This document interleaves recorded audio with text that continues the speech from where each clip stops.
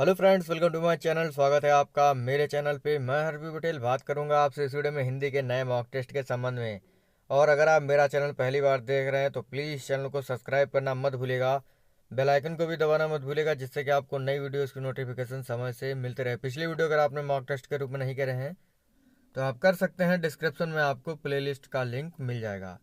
देखिए, जो प्रश्न है वो बहुत ही महत्वपूर्ण है और हमेशा की तरह 30 प्रश्न हैं। देखते हैं आप लोग कितना सही कर पाते हैं।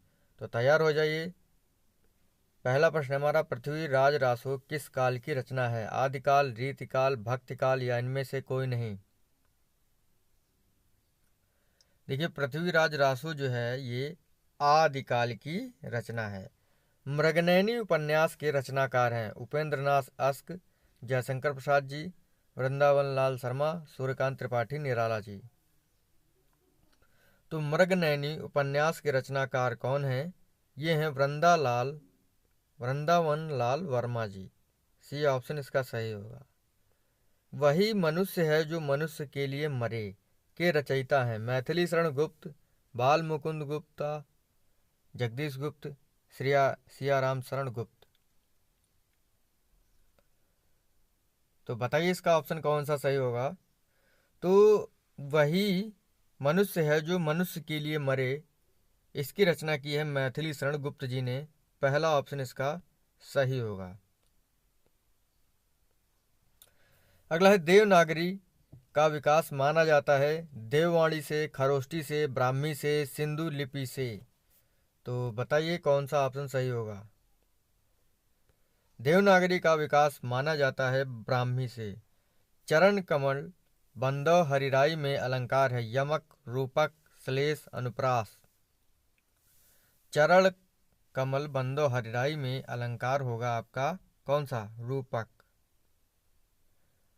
आगे प्रश्न है हमारा, बहुत ही अच्छा है। पानी उतरना मुहावरे का क्या अर्थ होगा? तापमान कम होना, सर्दी पड़ना, क्रोध कम होना, बुखार उतरना। पानी उतरना मुहावरे का अर्थ क्या है? बहुत ही अच्छा प्रश्न है ये। और इस प्रकार के प्रश्न जो है मुहावरे, विलोम शब्द, तद्भव, तत्सम, पर्यायवाची, ये सब एग्जाम में पूछे जाते हैं। हिंदी जो है वो काफ़ी आसान है। तो पानी उतरना मुहावरे का अर्थ है क्रोध कम होना। नाक का बाल होना, इसका क्या अर्थ होगा मुहावरे का? अधिक प्रिय होना, कष्ट देना, अधिक समीप होना, पालतू होना। तो नाक का बाल होना होता है अधिक प्रिय होना। उदधि का पर्यायवाची है। उदधि जो है, उदधि वो किसका पर्याय है? शिव का, प्राची का, समुद्र का, सूर्य का। तो उदधि जो है ये समुद्र का पर्यायवाची है। सी ऑप्शन इसका सही होगा। अगला है मृगेंद्र। मृगेंद्र का पर्यायवाची होगा व्याघ्र, घोड़ा, रुद्र, रैन। तो मृगेंद्र का पर्याय है व्याघ्र।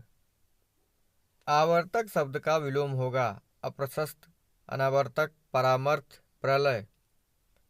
तो आवर्तक शब्द का विलोम है अनावर्तक। कर्कश का विलोम है कठोर, विवेकी, मधुर, विनम्र। कर्कश का विलोम होगा, देखिए कर्कश का विलोम होगा मधुर। गौरव का विलोम होगा लाघव, रौरव, लज्जा, अपमान। गौरव का विलोम होगा लाघव। देव जो मानव है समास का उदाहरण है। देव जो मानव है में कौन सा समास है? अव्ययी भाव, कर्मधारय, बहुब्रीहि, तत्पुरुष।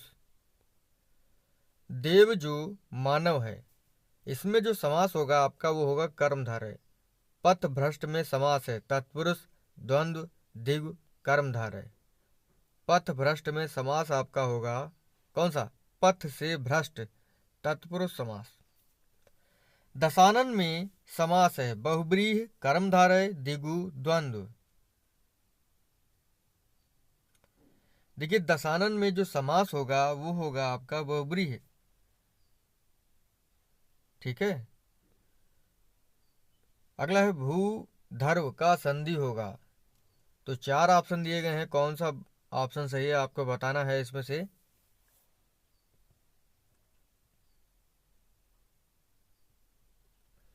बी ऑप्शन भू प्लस ऊर्ध्व, ये जो है सही है।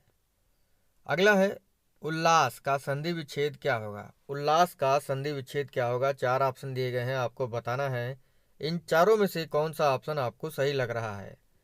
और आई थिंक मुझे पता है आप लोग सही बता देंगे। चौथा ऑप्शन इसका सही होगा, उत प्लस लास। ठीक समय पर आ जाना में कारक है अधिकरण करण कर्म संपदान। ठीक समय पर आ जाना पर जो है वो अधिकरण कारक का चिन्ह है। अगला है राष्ट्र का भाववाचक क्या होगा। 4 ऑप्शन दिए गए हैं, आपको बताना है इनमें से कौन सा ऑप्शन सही है। राष्ट्र का भाववाचक संज्ञा होता है राष्ट्रीयता। बी ऑप्शन इसका सही होगा। आगे बढ़ते हैं। समादर संरक्षण में उपसर्ग है सम प्रति वी उ। तो कौन सा ऑप्शन सही है आपको बताना है। और आई थिंक आपकी तैयारी बहुत ही अच्छी चल रही होगी।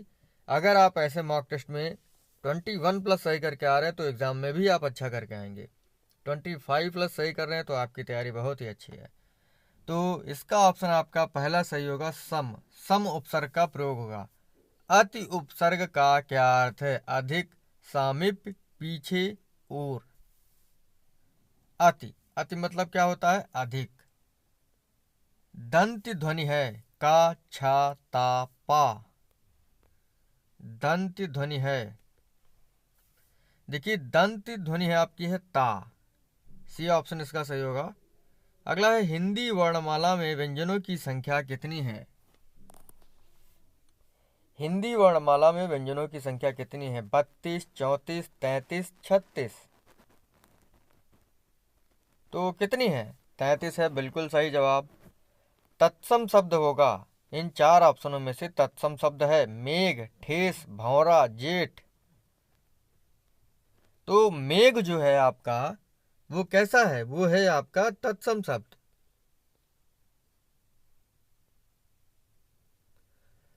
अगला है आपका उबटन शब्द का तत्सम कौन सा है। 4 ऑप्शन दिए गए हैं जिसमें से एक तो पहले से नहीं है, तो बताइए कौन सा ऑप्शन इसमें सही होगा।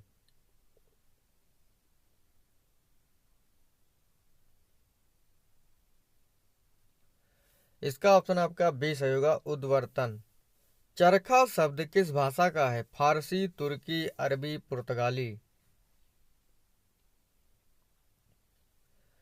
तो चरखा जो शब्द है आपका ये फारसी भाषा का है। ठीक है। तंबाकू शब्द किस भाषा का है, पुर्तगाली, अरबी, तुर्की, फारसी। तो तंबाकू जो शब्द है आपका ये है पुर्तगाली, याद रखना है आपको। आगे बढ़ते हैं, बहुत ही अच्छा प्रश्न है। अशुद्ध वर्तनी वाला शब्द निम्न में से कौन सा है, प्रज्वलित, समुज्ज्वल, उज्ज्वल या समुज्ज्वल। तो अशुद्ध वर्तनी वाला शब्द है आपका ऑप्शन डी, समुज्ज्वल। अगला है शुद्ध शब्द कौन सा है। 4 ऑप्शन दिए गए हैं, देखना है आपको कौन सा ऑप्शन सही लग रहा है इसमें, तो बताना है आपको कौन सा ऑप्शन इसमें सही होगा। देखिए लास्ट टाइम चल रहा है तो बाल विकास ईवीएस की जो 300-400 प्रश्नों की सीरीज है उसको मैं चला दूंगा, जो कि आपके लिए बहुत ही बेनिफिट होगी। तो उसको देखना मत भूलिएगा, आज से ही जो है उसके वीडियोस आना शुरू हो जाएंगे। ठीक है। तो आज सबसे पहले ईवीएस का पोर्शन आएगा। जब तक आपका 20 तारीख होगा तब तक जो है बाल विकास ईवीएस जो है वो मैं एकदम अच्छे प्रश्नों की सीरीज जो है 300 प्रश्नों की, बाल विकास की 300 प्रश्नों की ईवीएस की सीरीज जो है कंप्लीट कर दूंगा, जिससे कि आपका बाल विकास और ईवीएस का जो भी कुछ छूट रहा होगा वो कंप्लीट हो जाएगा। क्योंकि मुझे पता है कि लास्ट टाइम पे आप लोग जो है बड़ा कंफ्यूज होते हैं कि क्या हमें पढ़ना चाहिए क्या नहीं पढ़ना चाहिए, तो उसी के लिए वो सीरीज होगी। आप कुछ भी मत पढ़िएगा, वो 300 प्रश्नों की जो सीरीज है वो पढ़ के जाइएगा, एग्ज़ाम में जो है आपको लगभग मिल जाएगा पूरा का पूरा। तो खैर प्रश्न जो है उसको देख लेते हैं। इसका ऑप्शन आपका सी से होगा, पूजनी। अगला है अनाम दास का पोथा की विधा क्या है, कहानी, उपन्यास, निबंध, रिपोर्टाज। अनाम दास का पोथा, इसकी जो विधा है ये आपको बतानी है।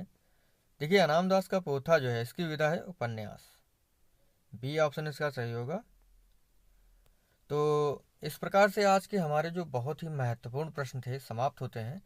और अगर आपको वीडियो अच्छा लगा तो लाइक कर दीजिएगा, शेयर कर दीजिएगा। मिलेंगे आपसे अगले वीडियो में। और मेरा दूसरा चैनल है सिंपल वे। देखिए, पढ़ाई की वजह से उस पर जो है वीडियो नहीं आ पा रहे हैं। जैसे ही आपका एग्ज़ाम ख़त्म होता है उस पर आपको वीडियो मिलना शुरू हो जाएंगे। तो लगभग आप लोग 100, 150, 400, 500, 1000 लोग देखते हैं, तो 100 लोग तो सब्सक्राइब कर ही दीजिए, तो मुझे अच्छा लगेगा। तो सब्सक्राइब कर दीजिए, मुझको अच्छा लगेगा। जल्द ही आपको अच्छे अच्छे वीडियोस पर देखने को मिलेंगी। तो थैंक यू फ्रेंड्स, मिलते हैं आपसे अगली वीडियो में। धन्यवाद।